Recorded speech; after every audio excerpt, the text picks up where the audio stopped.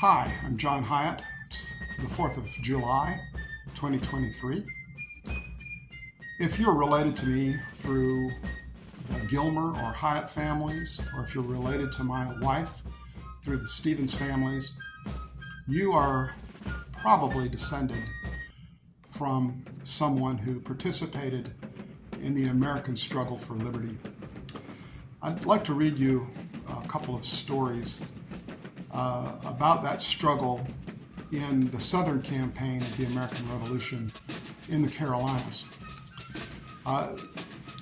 This first story is about my fourth granduncle, Enoch Gilmer, who was the brother of James Gilmer or Gilmore, who was my fourth great-grandfather. So in the year 1780, British Major Patrick Ferguson moved toward the Appalachian Mountains of North Carolina in order to put down the American rebels. Ferguson referred to the Americans as barbarians, the dregs of mankind, and he issued this threat to the settlers in the back country who were called the Over-Mountain Men. If you do not desist in your opposition to British arms, I shall march this army over the mountains, hang your leaders, and lay waste your country with fire and sword. What follows is the account of Captain David Vance, one of the leaders who fought at the Battle of Kings Mountain. And this is his tale of the actions of Enoch Gilmer. The Patriots collected all the men they could get and began to raise volunteers.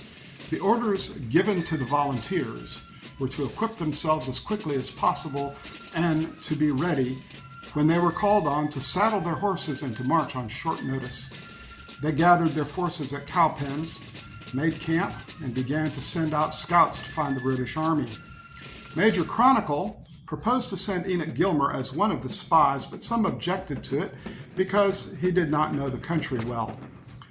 Major Chronicle said that he could find out anything better than those who were acquainted with the country, because he could act any character that he pleased. He could cry and laugh in the same breath, and those best acquainted with him would believe that he was earnest in both. That he could act the fool so that those who knew him best would believe him to be insane. He was a shrewd and cunning fellow and not afraid of anything, so he was sent along with the others. He went to a Tory's house on Ferguson's trail and told them that he had been waiting to join Ferguson on the way to Twitty's Ford on the way to 96, but had missed finding him, and that he wished to join the army. The Tory replied that after Ferguson crossed the river, he had received a message from Lord Cornwallis for him to join the main army at Charlotte, and that he had called in Tarleton and would gather his forces and give the Americans another defeat and bring North Carolina under British rule as he had in South Carolina and Georgia. He expected the Tories to flock to his banner, and he said that he would enter Virginia with a larger army than had ever been seen in America. Gilmer gave this account to the officers. This was sometime during the day. They then commenced marching to Cherokee Ford on the Broad River. Night came on, and the guides missed their way, the night being dark and occasionally raining, so that when they came near to the river, it was near daylight. When they came to the river, it was agreed that they would send Enoch Gilmer over to see whether Ferguson had been made aware of the Americans and if he would attack us in the crossing of the river. Orders were given to keep the guns dry because it was raining. Gilmer was gone for some time when his voice was heard in the hollow singing Barney Lynn, an old pub song. This was noticed that everything was all right. After passing the river, it was agreed that Enoch Gilmer would go ahead and find out everything about Ferguson that he could. He went off at a gallop. The officers kept in front of the privates at a very slow gait, and the men were cursing and stating that if they were going to have a battle, let's get it over with. After traveling some miles, the officers saw Gilmer's horse at a gate about 3/4 of a mile ahead. They gave whip to their horses and went at full speed to the gate, got down and went into the house. And Gilmer was sitting at the table eating. Campbell exclaimed, "We have got you, you rascal!" Campbell, in order to preserve Enoch Gilmer's secret identity had provided himself with a rope and a noose, and he threw it over Gilmer's neck. And Gilmer commenced to crying and begging. Campbell swore that they would hang him on the arch over the gate to the house, but Major Chronicle said that it was wrong to hang him there because his ghost would haunt the women of the house who were now in tears. Campbell agreed and said that instead they would hang him on the first low limb of a tree that they should pass along the road, and then sending Gilmer ahead along 100 or 200 yards with Gilmer crying and begging for his life. The rope was taken off of his neck, and he mounted his horse and was asked what news he had obtained. He stated as follows, that when he came to the Tory's house, he professed to be a true king's man, and that he was wishing to join Colonel Ferguson, and desired to know where he was, and that he had kissed the 2 Tory women, and that the youngest of the 2 informed him that she had been in Ferguson's camp that morning, that the camp was 3 miles away, and that she had carried him some chickens. He was camped on a ridge between 2 creeks, where some deer hunters had had a camp the previous fall.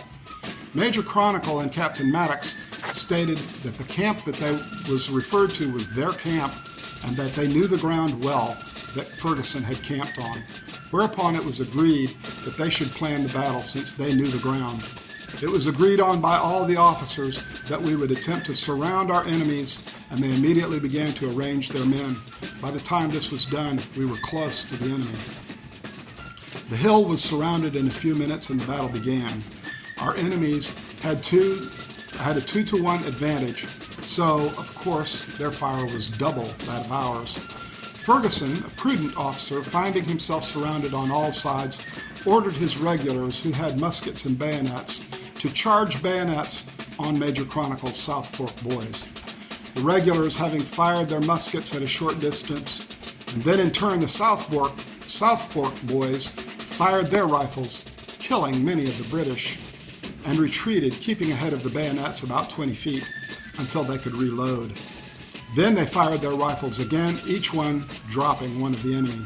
This was treatment that the British courage could not stand, and they retreated as quickly as they could and raised the white flag, and it was all over. We killed 247 of them, and they killed 143 of our side, according to the account of Enoch Gilmer and Joseph Beatty, who were supposed to be able to give the most accurate account of any. So that the enemy, having their choice of the ground, we fought them 2-to-1 and killed as many more of them as they killed of us, and took more prisoners than we had men to guard them. My wife Cheryl, her 6th great-grandfather, Joshua Stevens, was also there and fought in the Battle of Kings Mountain. According to the journal of Elisha Stevens, Joshua moved his family to Wilkes County, North Carolina, where he lived during this trying time. A staunch patriot, he fought for America's freedom under Colonel Benjamin Cleveland as one of the over-mountain men, and took part in the Battle of Kings Mountain.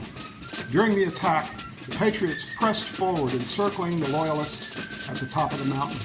Major Ferguson, sensing this defeat and knowing that he was about to be captured, rode in desperation toward the Patriot line, hoping to escape by fighting through it.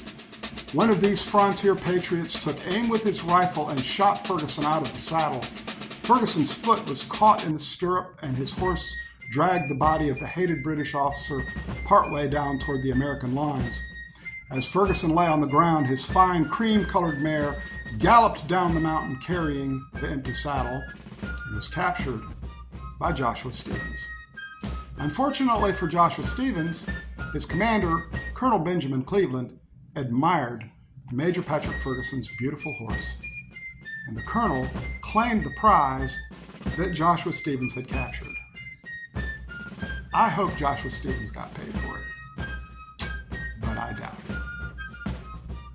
Have a great day.